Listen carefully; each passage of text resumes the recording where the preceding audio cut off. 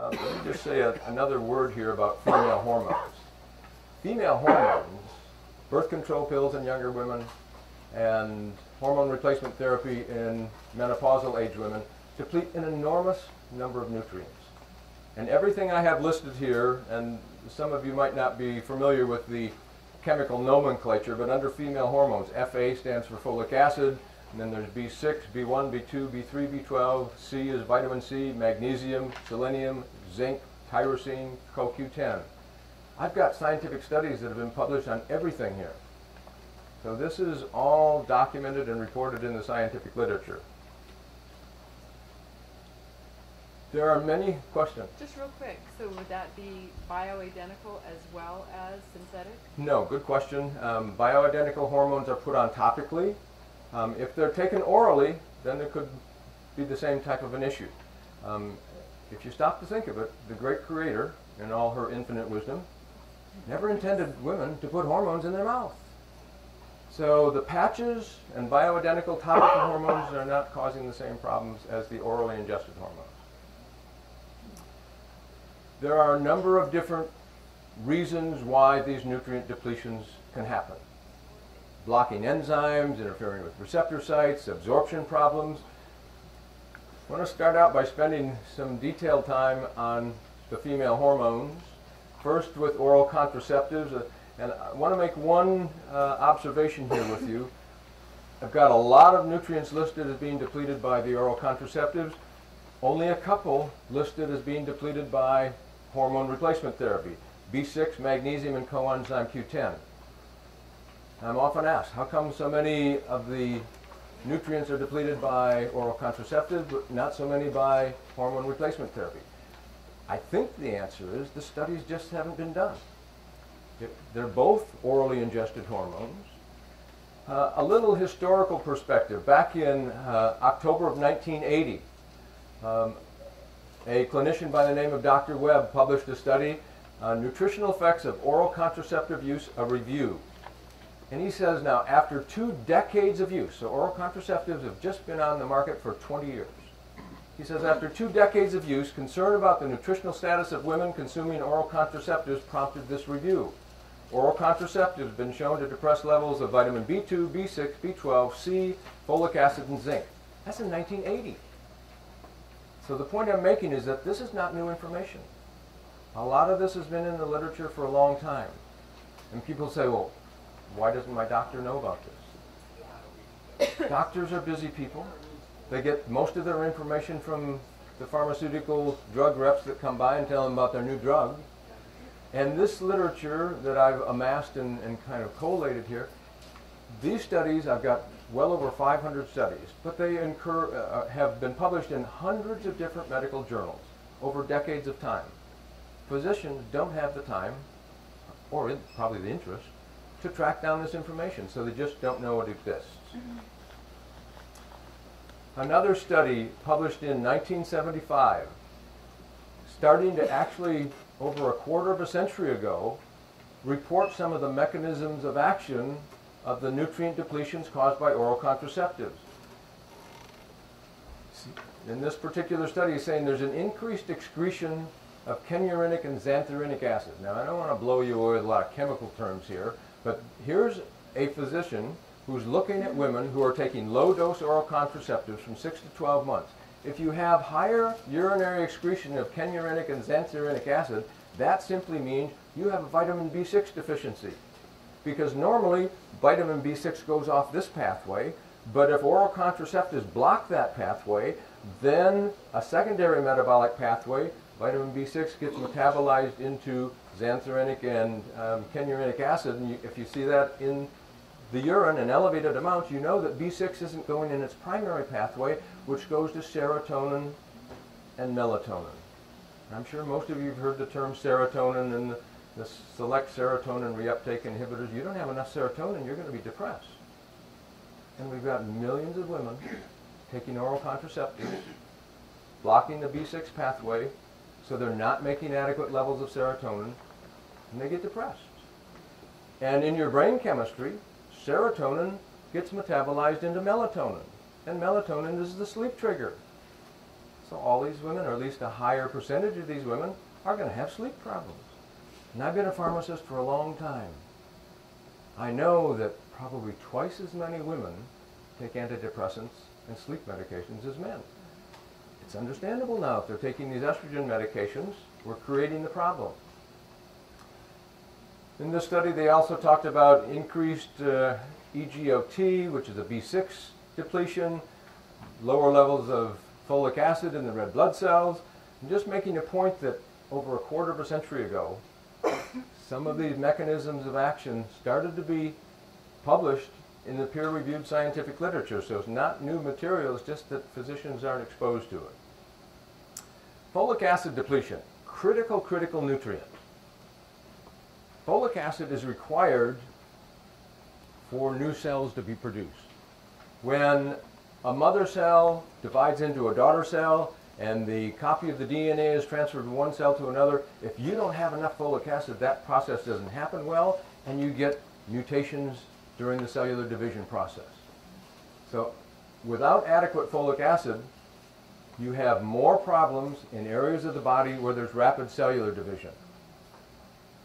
Well, it turns out that you have rapid cellular division in your bone marrow. You have rapid cellular division for women especially in the uterine lining. Every month women are making a new uterine lining, sloughing it off during menstruation and building a new lining. So this is why it's so critical when women have a deficiency of folic acid, and the oral contraceptives deplete folic acid.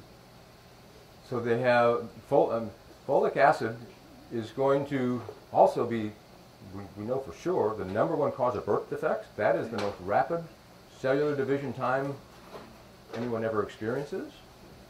The other thing is folic acid is required to metabolize homocysteine. If you don't have enough folic acid, you have elevated homocysteine, which means you have higher risk to cardiovascular disease. And the problem there is that there's no symptoms. So you can go for 10 or 15 or 20 years and then, oops, got a heart attack. So it's really critical for women to realize how important it is to take supplemental folic acid when they're taking their oral contraceptives.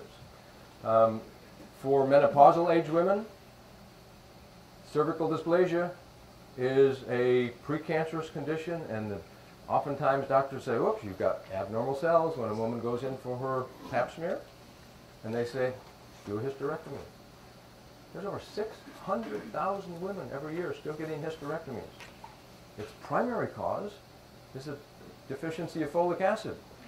And they've been taking estrogen medications, sometimes for decades, that's causing the depletion of folic acid. Vitamin B6 with oral contraceptive use. I mentioned just briefly earlier now, B6 is required for the serotonin pathway, and then on to melatonin. Well, oral contraceptives are depleting vitamin B6. If you have the B6 depletion, low levels of serotonin, depression, low levels of melatonin, sleep problems, symptoms of this B6 deficiency, depression, anxiety, decreased libido, and impaired glucose tolerance, which means you're going down the road towards diabetes. In this particular study, the clinician gave women 40 milligrams of B6 a day. It restored their biochemical values and relieved clinical symptoms. Now, 40 milligrams of vitamin B6 a day is way beyond the RDA. Most of you probably think of the RDA as the recommended daily allowance. The RDA really stands for the really dumb allowance. It's got nothing to do with optimal health and wellness. I've got thousands of studies in my database showing that dosage levels of nutrients significantly beyond the RDA provide important health benefits. Oral contraceptives and depression. I've got 2 studies here. In one study, 30 women using oral contraceptives for 2 to 5 years. None of them were depressed at the start when they started taking oral contraceptives. 10 were suffering from depression. And the clinician states alterations in tryptophan metabolism are usually well compensated for in the non-depression group, but may be accentuated or precipitate the development of depression in susceptible women. So this is that serotonin pathway where vitamin B6 is required to convert the amino acid tryptophan into serotonin. The next study is a meta-analysis in 9 out of 12 clinical trials. Depression occurs in anywhere from 16 to 56% of women using oral contraceptives. The thing that makes me so frustrated is that this is easily correctable. 3 nutrients, B6, B12, folic acid. All 3 of these B vitamins are required to metabolize homocysteine. Now, homocysteine is a natural metabolite in our bodies, but if it gets too elevated, it damages the lining of your arteries and it creates heart disease. You damage the artery, the body starts to try to repair that, you get plaque buildup, and that's atherosclerosis.